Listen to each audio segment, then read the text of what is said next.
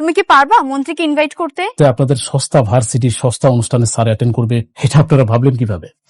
Sir আপনি sir বলুন, আপনাকে কিভাবে আমি সাহায্য করতে পারি, প্লিজ বলুন। ঋতু, তোর জামাই না শুধু তোর বাসায় কাজ করতো, এখন দেখে গাড়িও চালায়। কিন্তু তুই কি পাগল হয়ে গেছিস? তুই ওকে কেন নিয়ে আসছিস সাথে করে?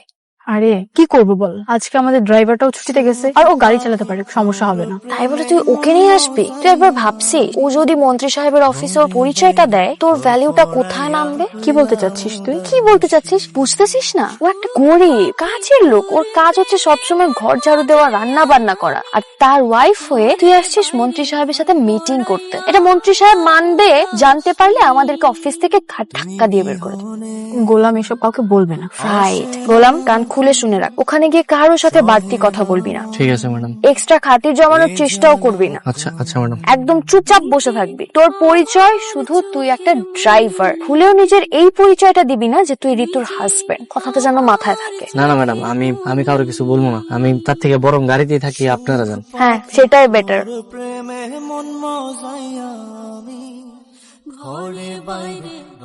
হ্যাঁ, না কোনো সমস্যা হবে না, আপনি সবকিছু অ্যারেঞ্জ করেন, আমি সবকিছু পরে টাইমটা বলে দিচ্ছি। জি রাখি। হ্যাঁ বলুন, মন্ত্রী স্যারের সাথে আপনাদের কি কাজ? আসলে আমরা আমাদের ইউনিভার্সিটিতে একটা সায়েন্স ফেয়ার অ্যারেঞ্জ করেছি, তো সেখানে স্টুডেন্ট অ্যাসোসিয়েশনের সবাই চায় মন্ত্রী সাহেব আমাদের প্রধান অতিথি হিসেবে থাকুক, আর সেই জন্যই আমরা স্যারকে ইনভাইট করতে এসেছি। ওনাকে কিন্তু থাকতেই হবে। বিষয়টা আপনারা যেভাবে বলছেন মনে হচ্ছে যেন মামা বাড়ি ডাক্তার বললে সবকিছু হয়ে যাবে। মানে ওরকম ছোটখাটো অনুষ্ঠানে আমাদের মন্ত্রী স্যার যায় না, প্লিজ। স্যার প্লিজ আপনি একটু কথা বলে দেখেন, আর না হলে আমাদের সাথে একটু ছোট্ট একটা মিটিং এর ব্যবস্থা করে দেন, আমরা বেশি সময় নিব না। না দেখুন, মিটিং সিটিং এরও কিছু নেই, আর কথা বলার কিছু নাই। মানে স্যার এরকম সস্তা অনুষ্ঠানে যায় না, আপনারা আসতে পারেন।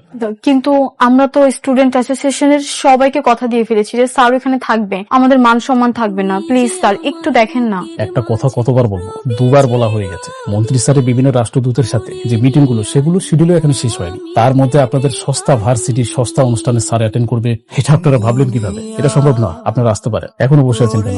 যান প্লিজ।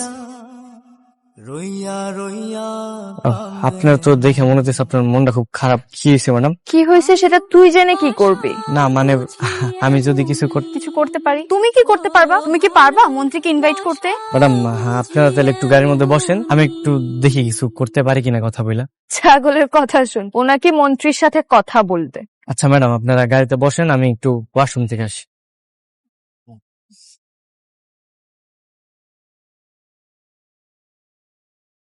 স্যার চিন্তা করছেন? স্যার আপনি এতদিন পরে আমাদের অফিসে। স্যার প্লিজ বসুন না। স্যার বসুন। কি খাবেন বলেন? চা, কফি, ঠান্ডা?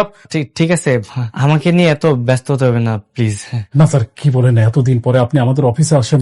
মন্ত্রী স্যারের মুখ থেকে অনেকবার আপনার কথা শুনেছি, এখনো বলে আপনার কথা। স্যার বলুন, আপনাকে কিভাবে আমি সাহায্য করতে পারি, প্লিজ বলুন। হ্যাঁ, আসলে আমার একটা সাহায্য দরকার ছিল। একটু আগে আপনাদের এখানে কিছু মেয়ে এসেছিল না? হ্যাঁ, দুটা ছাত্র। স্যার ওরা কি আপনার পরিচিত? হ্যাঁ, আমার পরিচিত। মানে ওরা আপনার কথা বলবে না?